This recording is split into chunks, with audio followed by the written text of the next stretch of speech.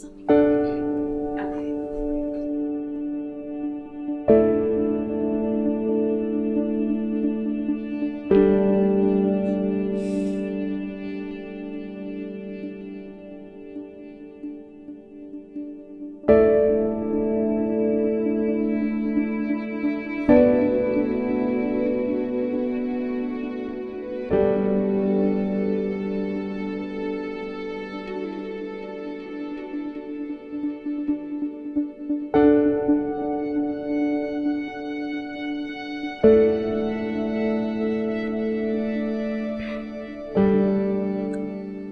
Last fall, a few months ago, actually,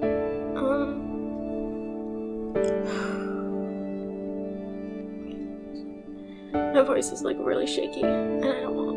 It sounds good. Okay. Stop thinking, just say it. Okay. Last fall,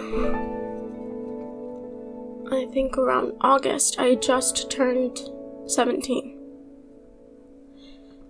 And I went with my best friend and her mom, and we went out one night to a really cute diner for a karaoke night. Good food, and it was a lot of fun. And my best friend's mom knew a guy that worked there, and we stayed way past closing because we were just having so much fun. And I got to know the owner and the boss. He seemed to like me, like, right away. And I was very outgoing, and I was just into singing, and I was very happy, like, the whole night. And he asked for my number so that we could stay in contact, and so that I could go back on Monday morning for an interview, because he said that they were hiring. He got this number from my best friend too, so we got both of our numbers, but for some reason he only contacted me. And I went in for the interview Monday, and super bright and shiny and head in the clouds and super excited. Got the job, like, on the spot, and I was so smiley and giddy, and I was like, thank you so much, sir, and I shook his hand, and I walked out. I started work again, and I only worked for about a month for him, but I was always on time. I worked really hard, never complained. I did everything that he wanted me to do. It was often just me and him in the place working.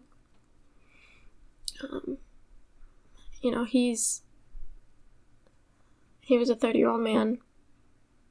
He would talk to me a lot about not going to college and about working with him instead. And he had loads of money, loads of cars. He had my dream car, which was a Corvette. And I got to sit in it the first night that I met him. And I was just very, very involved in this path of how can I be rich. I was so, that was my goal. It was all that I could think about. It was work hard, make everyone envious of you, make everyone proud of you, work until you are super rich and successful. And then when you're rich, you can start thinking about helping others. That was how I thought. And my boss, former boss, said all the right things to get me to believe my dream would come true.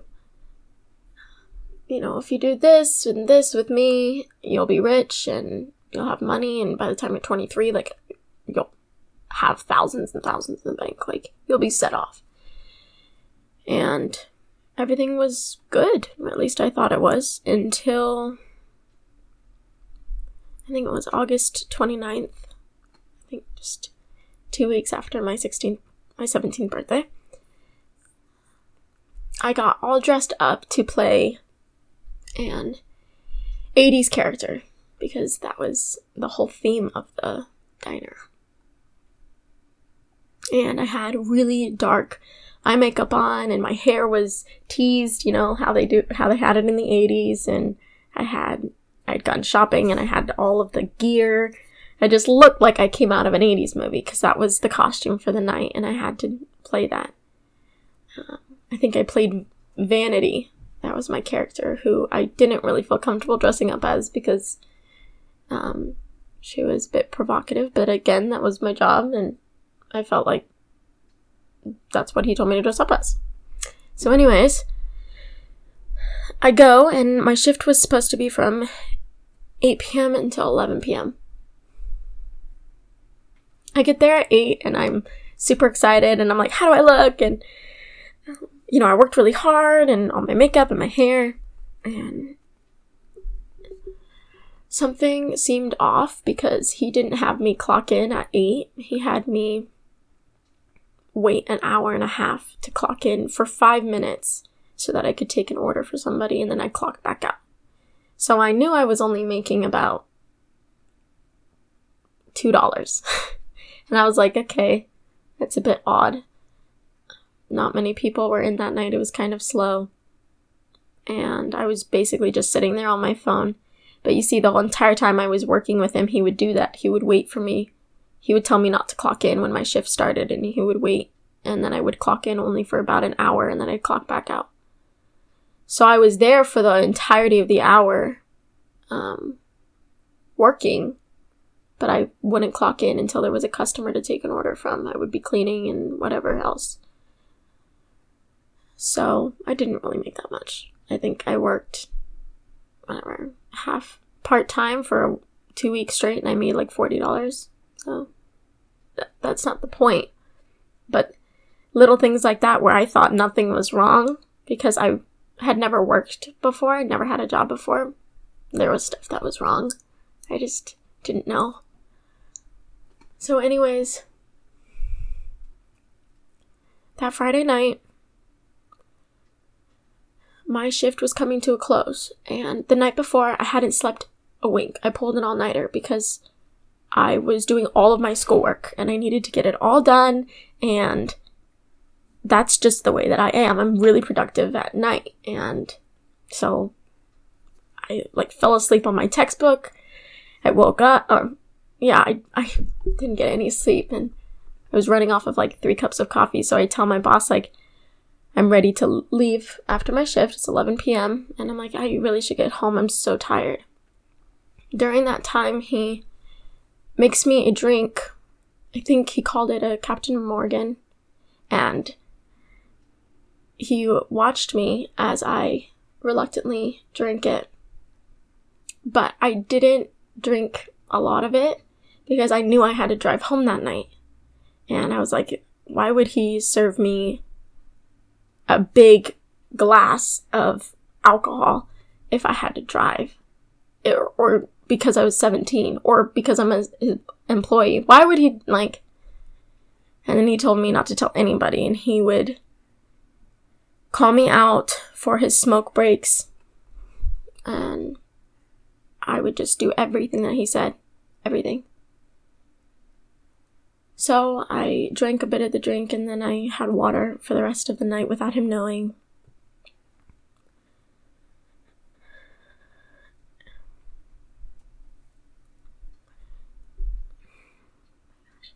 Easier to talk about it in my room.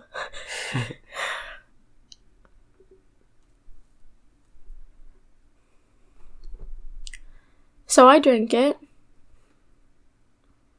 and he asked me if it was any good, and I lied, said that it was. A lot of people ask, why do bad things happen to innocent people or good people? It's a question that a lot of people wonder. Why does God let so many bad things happen? Why did he let that happen to me that night?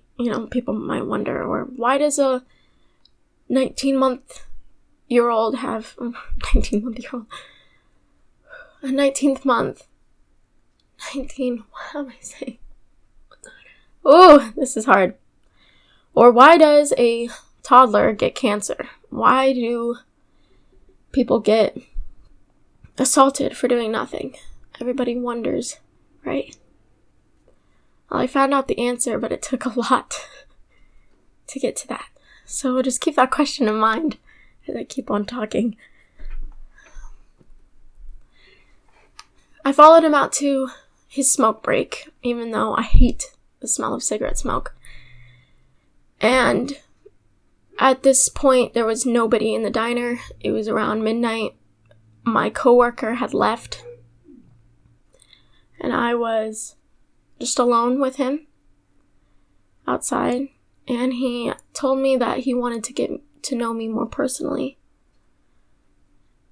And so he said, we should play a game of truth or dare.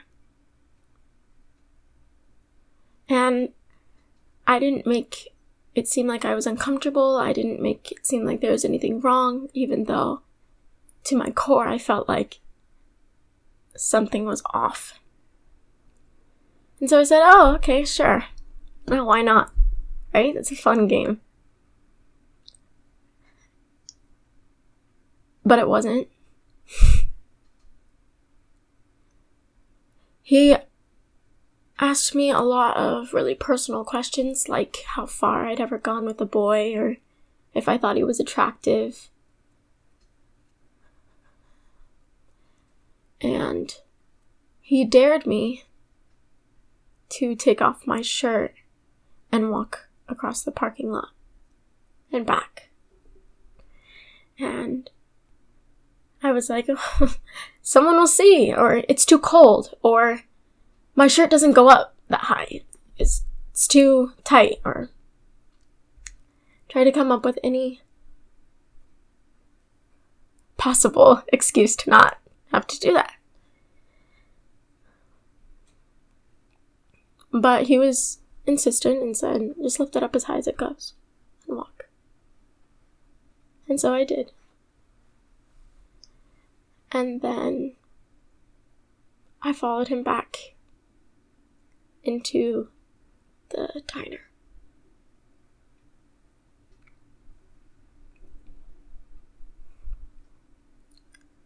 He shut the door. He shut the door behind him, and he turned the security cameras around. And he told me, just in case. And at that moment, I felt my stomach drop.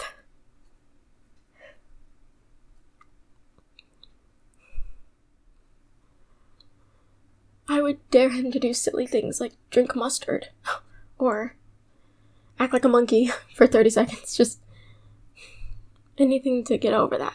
And I kept asking him, it's really late. I'm so tired. My mom's gonna worry. I really need to get home. And he said, as soon as you finish cleaning up the front of the store, of the diner. Okay, sure. Well, we continued to play the game of Truth or Dare, and he dared me to dance for him. Like on a chair. And he dared me to sing for him. And he dared me to mop the floor, all without having my shirt on.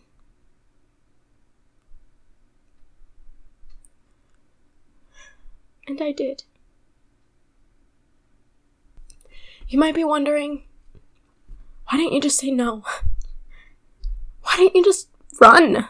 Why didn't you just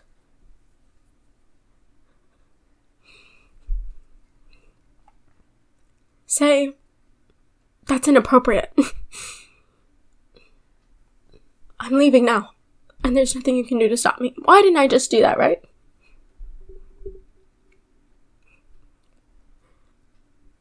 I wonder that too.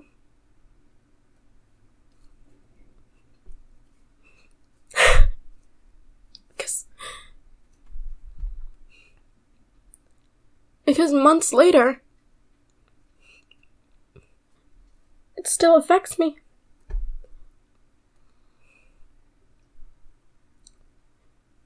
He didn't touch me at all that night.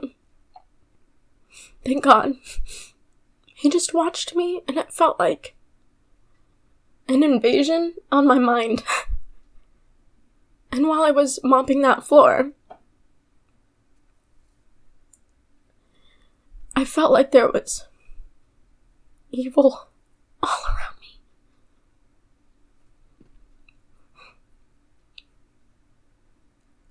For the first time in my life, I could see it.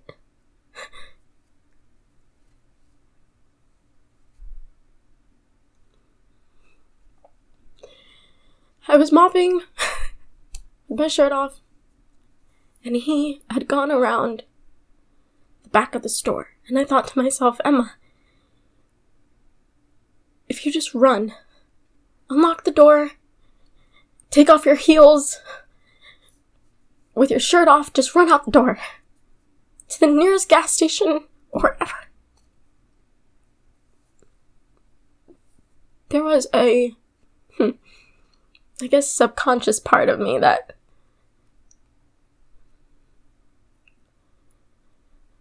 felt very terrified that if this 200-pound, 6-foot, 30-year-old man realized that the 17-year-old girl at 1 a.m. was running out of his store without her shirt on, crying, didn't look too good, and I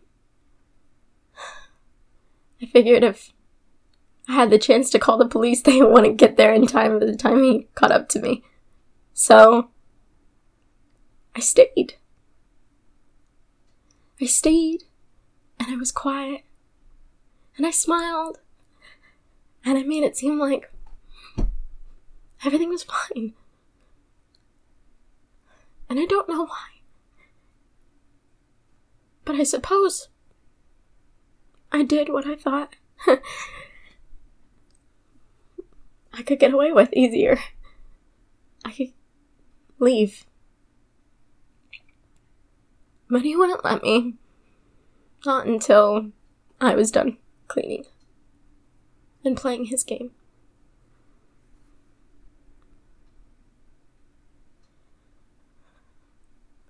I felt in my stomach a level of guilt I had never felt before.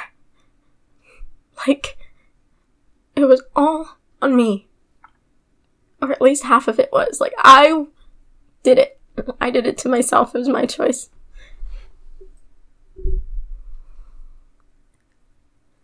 And to an extent, I did have a choice. It didn't seem that way in the moment.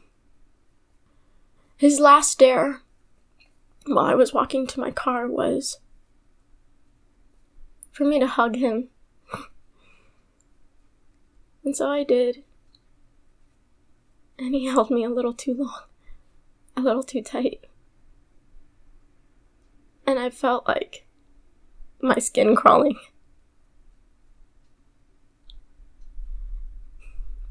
I felt like I was hugging evil.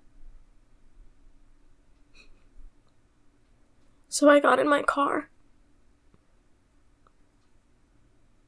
Finally. But I was on empty. And I was like, great, I can't get home. It's 1 a.m. I'm beyond exhausted from no sleep, over-caffeinated, and, like, traumatized. But there was a gas station right by my work, and he followed me there.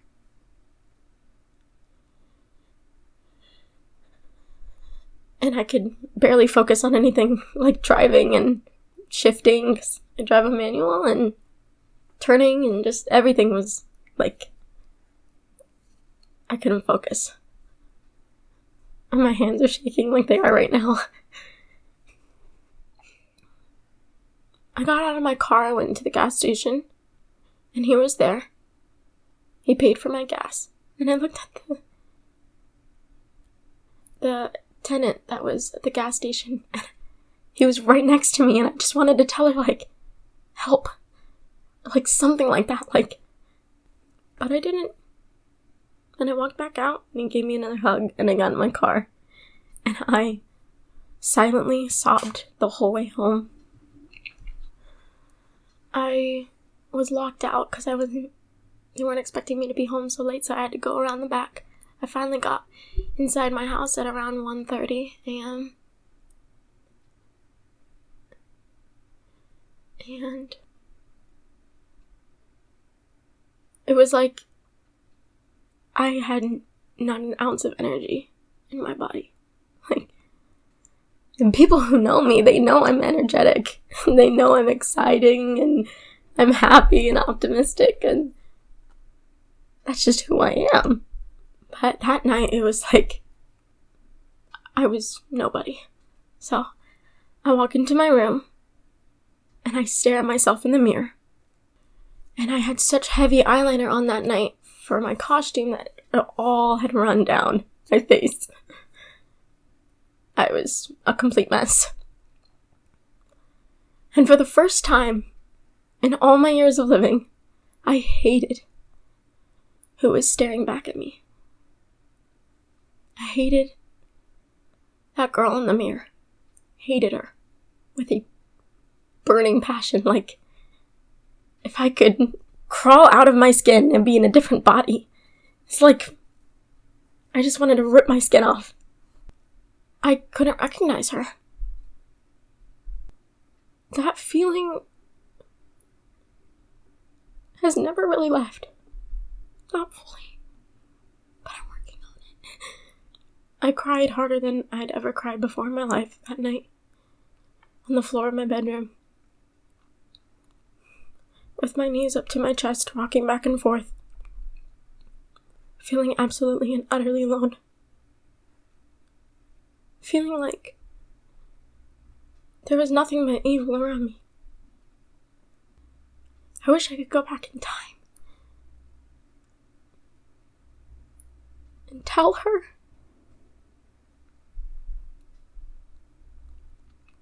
that God was there. God was there that night. When I felt like he hated me, I felt like I had messed up bigger than I'd ever done in my life. And I wish I could go back and tell her that. No, Emma, he loves you. He's here. Right there, right next to you. He wants to give you a hug. Just open your arms. I wish I could have told her that. But how I dealt with stuff, with hard stuff, my whole life. My dad's leaving, the moving, being homeless, whatever, was just keep smiling, be strong, move on. That's how I dealt with it. And so, the next day, that's exactly what I did. I made it seem like nothing was wrong. I just smiled, I was happy, excited, again, just like how I always was. And then I had to tell my best friend. I told her that I felt so guilty. And she said, Emma, you can't go back. And I'm like, I can't go back? What do you mean? Of course I'm going to go back. That's my job. I'm just going to tell him that was inappropriate and it won't ever happen again. I'm just going to go back on Monday, have a professional talk, deal with it myself. Right? Smile, be strong, and move on.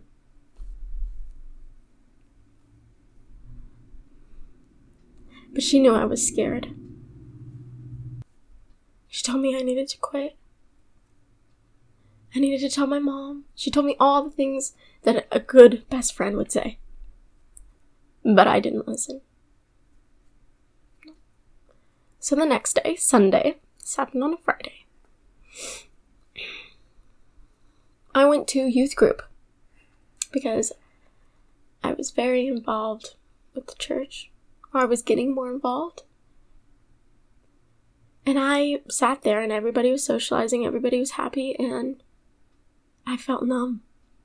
Oh my goodness, for the first time. Not a single feeling or thought passed through my body. I was just sitting there, completely numb. I didn't care about anybody. I didn't care about myself for the first time in my life.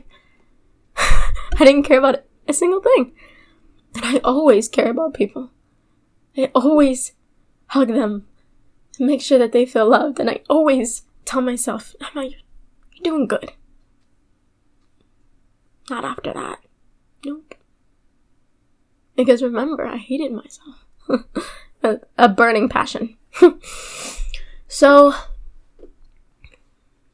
I don't know why, because I was so dead set on keeping it in till the day I died. I was so dead set on taking this to the grave, except for Brianna, my best friend. She's the only person that could ever know, because she knows everything. And then for some reason, the youth group member, her name is Ashley. She's wonderful. I looked at her, and I felt like this pull.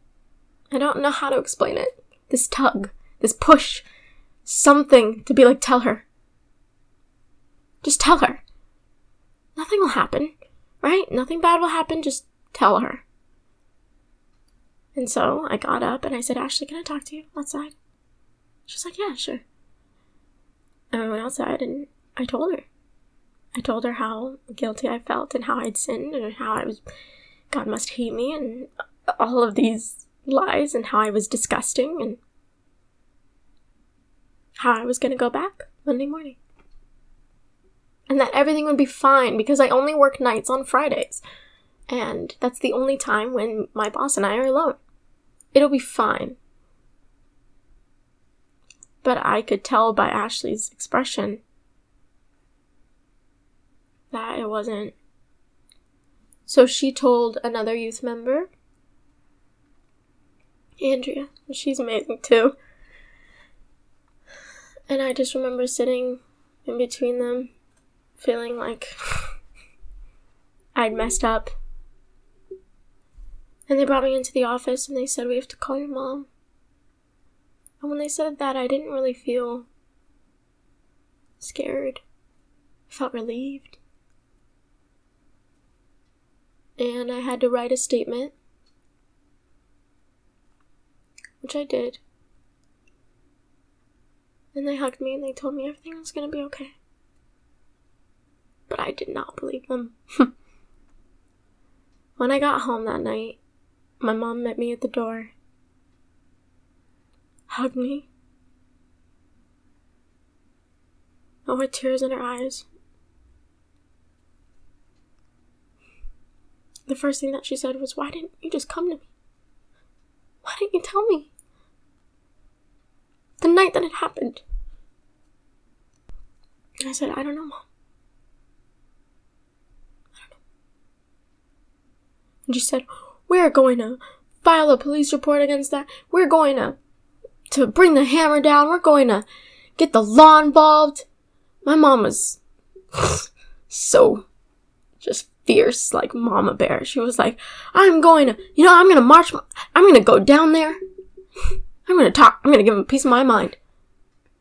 I went, Mom, no, we're not filing a police report. No, you're not talking to him. No. I'll just silently quit and leave. Move on. Smile. Be strong. And later on that night, I realized something. So I quit. Alright, I move on. Then what? He hires another girl, my age, younger than me, maybe a little older than me. And the feeling that another girl would feel the way that I did, made me sick to my core. The feeling that I wasn't courageous enough to say something, and if I had only said something, maybe a girl wouldn't have to go through the pain I just went through. if I could only do something to stop that from happening. And so I said, fine, let's go after him. Because I wasn't letting this happen to another girl.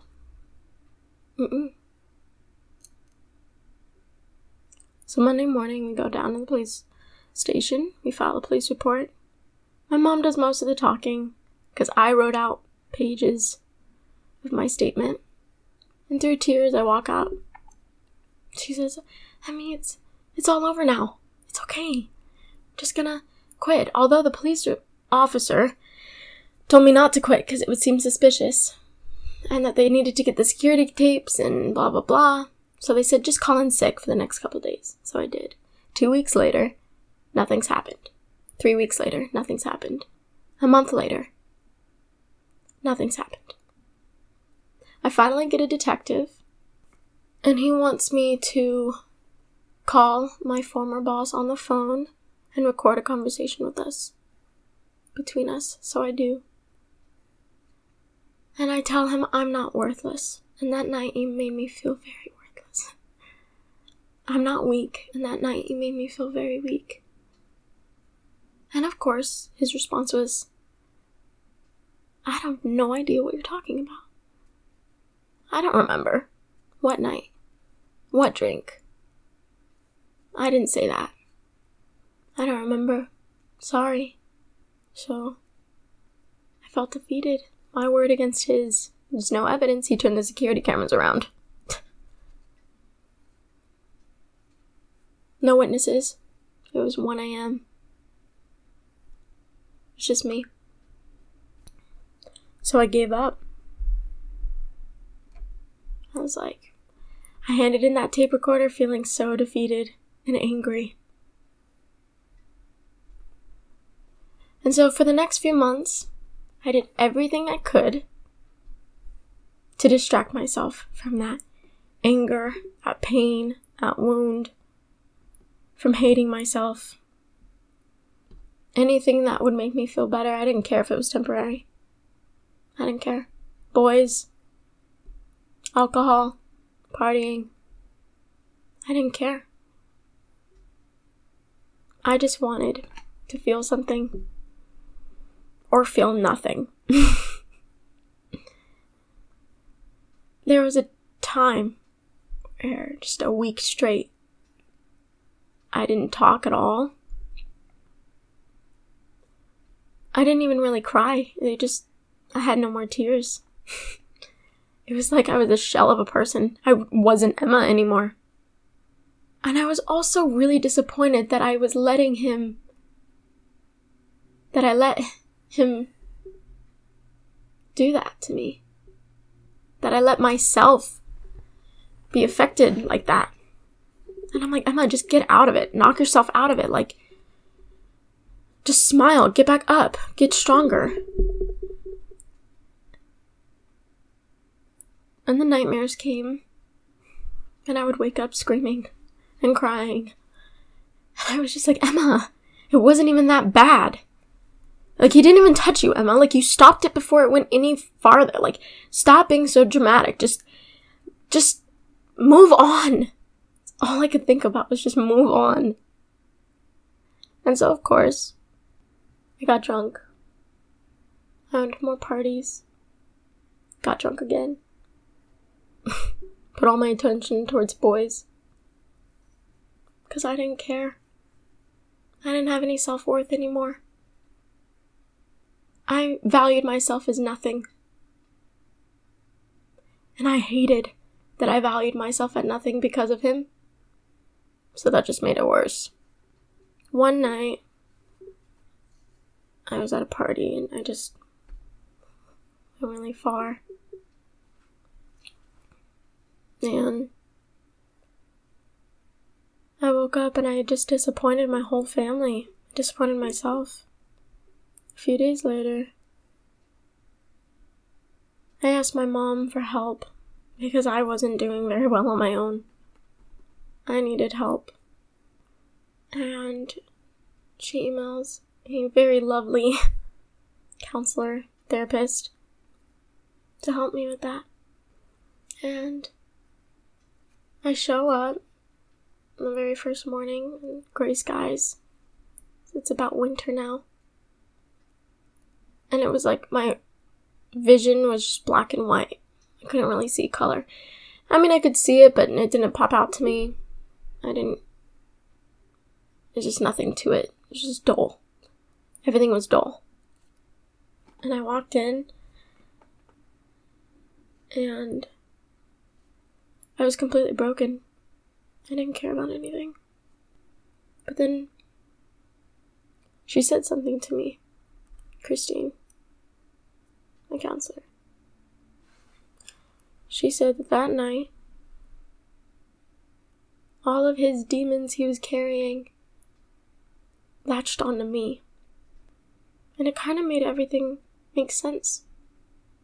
I had never had a bad thought about myself, not to that degree before, until that night. I had never been depressed before. I'd never been anxious, really. And then after that night, everything just happened.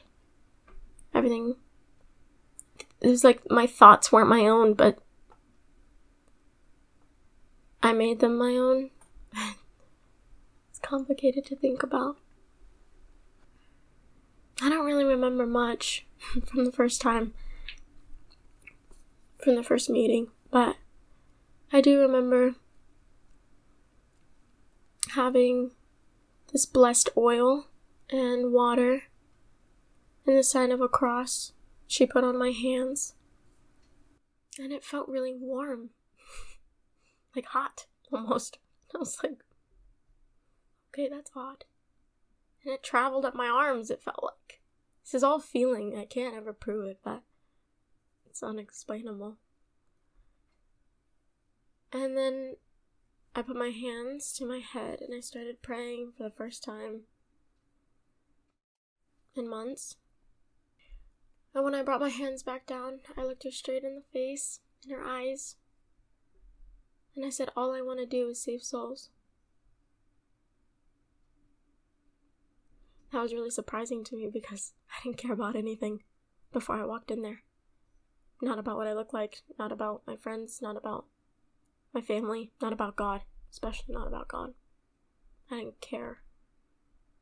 And then within an hour, suddenly, I just felt peace. The first time in months.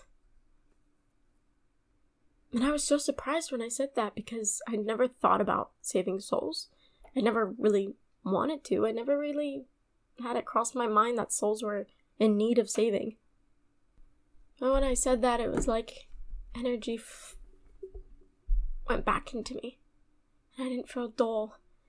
And when I walked out of that house on a gray winter morning, it was like all the colors pushed me back. And I could see that the trees weren't just green, they were a vibrant green. And my car wasn't just white, it was like a blinding white. And my skin wasn't just dead, I don't know. It was like glowing. I just felt peace that whole day. And it didn't last long. Because for that whole week, I started to get attacked. Really bad. It always happened at night. And it always seemed to happen at like 3 a.m. for some weird reason. And my door was open. I was trying to sleep. And I remember like being jolted awake and looking at the corner of my door. Like looking at the hallway. At the corner of my door. Like something was standing in my doorway. And then I'm like, there's nothing there, right? Just pray. Just go back to sleep. Right? And then I did it again. And I would look at that doorway. And I'd go back to sleep and I'd look at it again. And I'd wake up and I'd wake up. And it was 10 times that night. And then finally, I felt like from the back of my neck all the way down to my toes, a shock of fear. Like I'd been electrocuted with like a feeling of fear. And like At this point, I started crying in my bed and rocking back and forth and staring at my doorway. Hard staring. And there was really nothing there but a dark entrance, right? And then I looked at my wrists, and they were covered in blood like I had cut them, dripping down, and I freaked out. So I had never cut myself before. I had never thought about it. It was never something that I had trouble with. And when I looked down, it was like I had. And so I grabbed 2 rosaries and I wrapped them all around my arms. And I stared at this doorway. And I was like, whoever you are, leave. Like, go away. And I must have fallen asleep out of exhaustion that night, but it happened again and again and again. And I went back to Christine the next week, and she told me that I was under attack, that something evil was trying to get to me, to stop me from going closer to God. And I was so tired, like I'd gotten no sleep. I was exhausted. I told my mom about it, and she said similar things happened to her when she was my age. When she was my age, she was in her bed and suddenly she felt like something was crushing her into her bed, and it was an immense amount of weight. I was trying really hard to see the light. But when stuff like that happens to you every night, it's like you don't want to go to sleep. So that brings me back to the question, why do bad things happen to innocent people? Why do bad things happen to good people?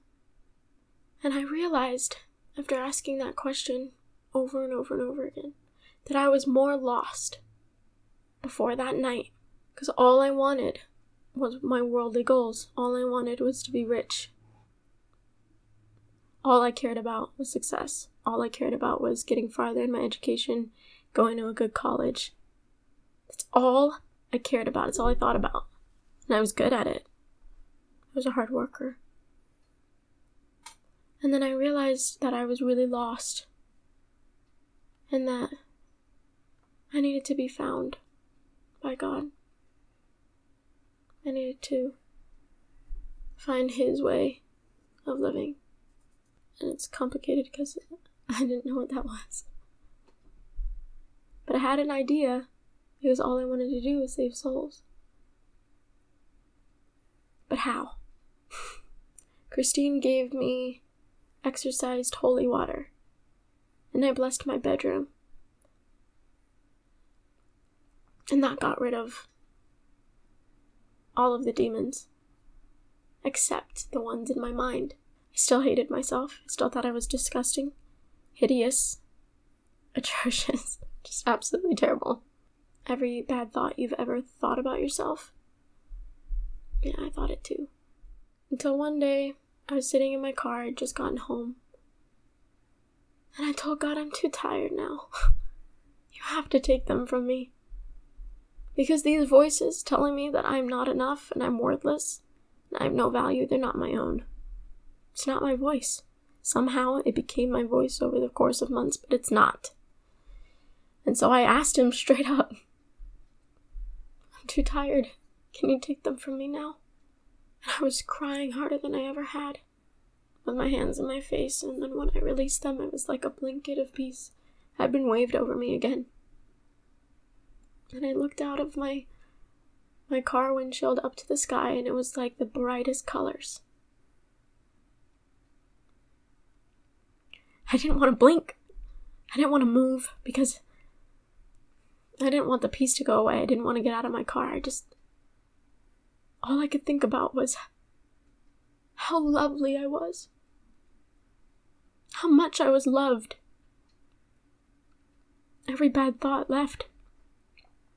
Just vanished. And I started to feel free. It didn't last the whole day, but it was nice. God had to show me evil that night so that I could learn how to fight against it, so that I could do what I'm doing right now and talk to whoever's listening and try my hardest to save souls. He had to knock me off that path of superficial, materialistic goals that would lead me nowhere but unhappy. And he had to set me on a new path, one that is far more uncertain and hard and scary, but rewarding and peaceful. It had to happen to me because I needed to be stronger. I needed to help people. And all I could think about was myself. I only thought about, is this going to get me farther towards my goals? It's not about that anymore. It's about how can I grab hold of as many people as I can and bring them up with me to God. And I really hope that whoever's watching grabs a hold of my hand and doesn't feel alone. Because if something like that has happened to you, and you felt powerless, you felt weak, you felt like you couldn't do anything, or you felt like you did the wrong thing in the moment, you're not alone in feeling that way. But you're also wrong. Because those are all lies. God loves you. He loves you so much that he would go through unimaginable torture just so you could go to heaven. He would do whatever he could, whatever it takes to save you, because he saved me. It's one of the hardest things to do, letting go of your dreams, surrendering your soul, letting go of everything you've ever wanted to help others. It's one of the hardest things. But it's worth it.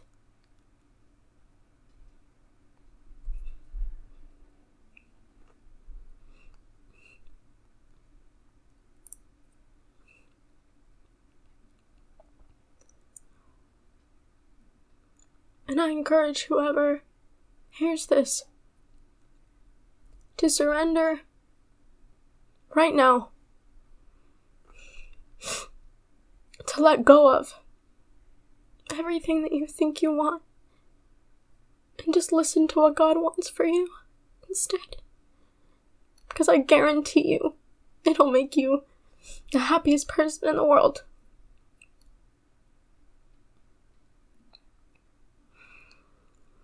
Don't forget how much he loves you.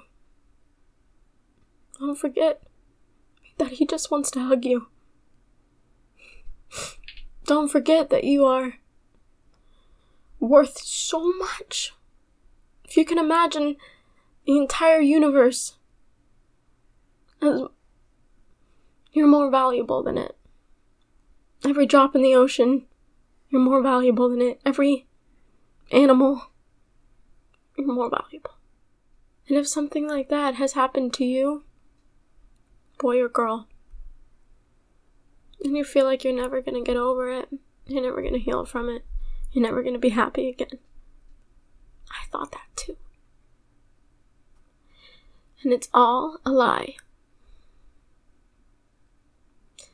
It's Satan lying to you, filling your head with lies so that you won't get closer to God, so that you won't get closer to happiness.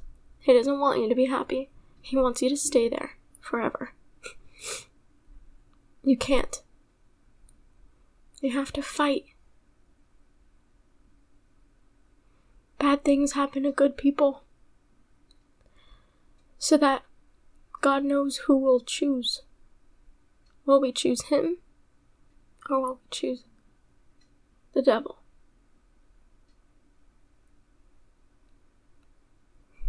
Choose God.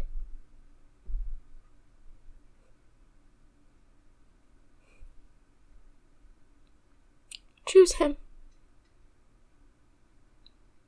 And if you don't know how, just say it out loud right now.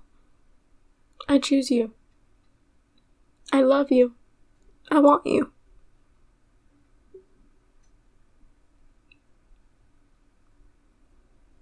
Don't underestimate how much he loves you. And if you need forgiveness, say it right now. Say, please forgive me. And you better believe you're already forgiven. Because God is not hateful and full of judgment and pride. And he doesn't think of you any less. That's wrong. It's not the way that he is. He is full of love and mercy. And if you want a hug, just ask for it. Surrender everything that you know and follow him. Because he will not lead you astray. And if you feel like you lost who you were, don't worry. God can transform all things and make them new again. Even the worst situations, worse than mine, he can make them into a beautiful blessing. Because the person that I was in fall of 2019 is not the person who is sitting right here. I care about so much more now. I love so much deeply now. I'm trying a lot harder now. I'm a lot closer to God now. And I'm happy now. And you will be too.